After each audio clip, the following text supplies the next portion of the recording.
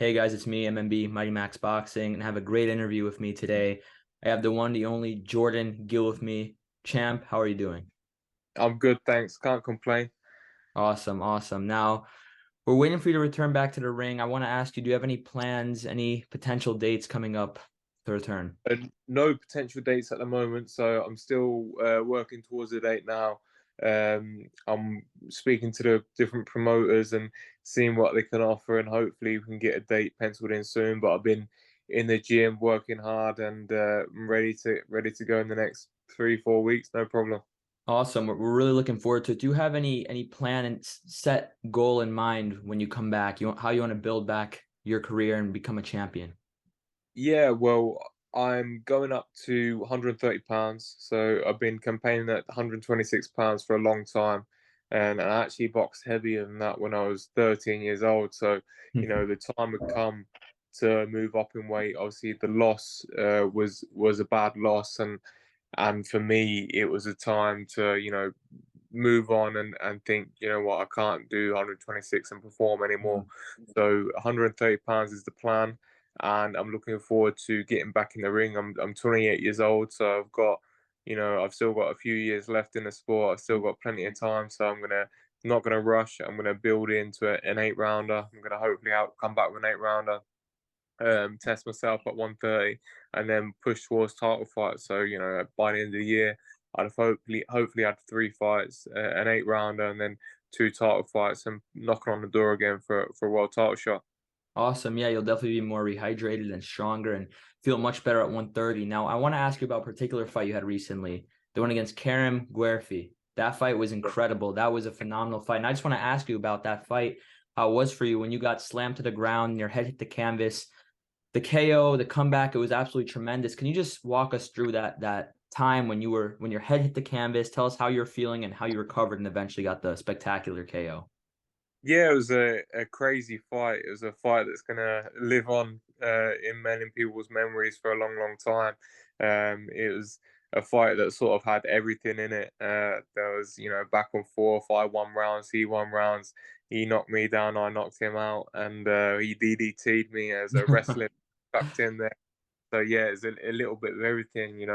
Going into the fight, it was my shot for the European title. I was mandatory for a long time, and certain things had happened where not it'd been postponed, or he'd got COVID and had to pull out and stuff like that. So you know, I had a few injuries going into the fight where I knew if I'd pulled out that time, I wouldn't have got the opportunity. So I had to seize the opportunity. So I had an injured knee going into the fight, and I had a bad hand. I had a operation booked for after the fight on my hand, and then the last spar before the fight actually perfect my eardrums as well. So there was a few little niggles going into the fight, and sort of it played its part in the fight. And you know, I was a little bit sluggish. I felt like I won. I lost the first round and sort of built back into the fight. Two, three, and four, I won.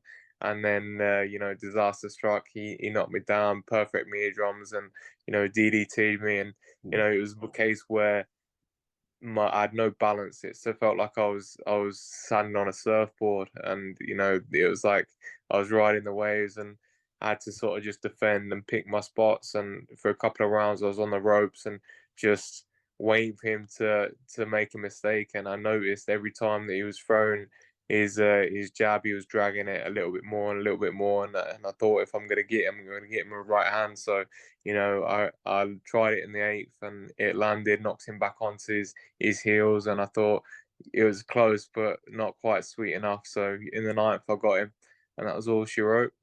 That was an incredible fight. And when you're in that type of situation where your balance is gone, you've been thrown to the ground head first, and you're really out of it, that's when your natural instincts come in strong. Everything that you've been taught doesn't mean as much when you're in fight or flight mode, and you truly capitalize on it. Where did your head hit the canvas? Like which part of your head? Was it like your equilibrium? Was it the top of your head? It was right on top of my head, so Ooh.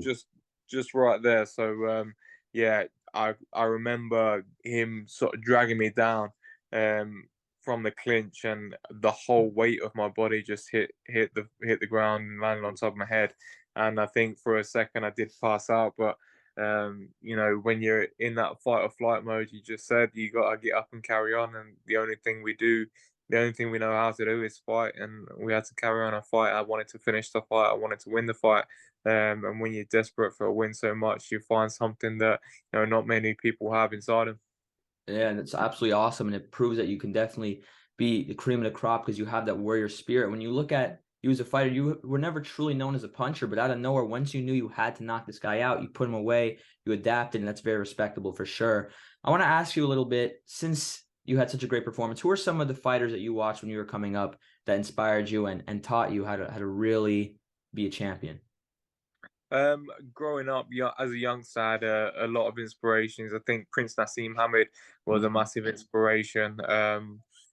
People like Pernell Whitaker. I used to watch old tapes of Pernell Whitaker and Roy Jones Jr., Sugar Ray Leonard, all these types of guys. And then sort of when I was a little bit older, the older fighters, well, not the older, but the older fighters than me, in the pro ranks like Kell Brook, Kid Galahad, the people that I sort of used to hang around with all the time and learn from.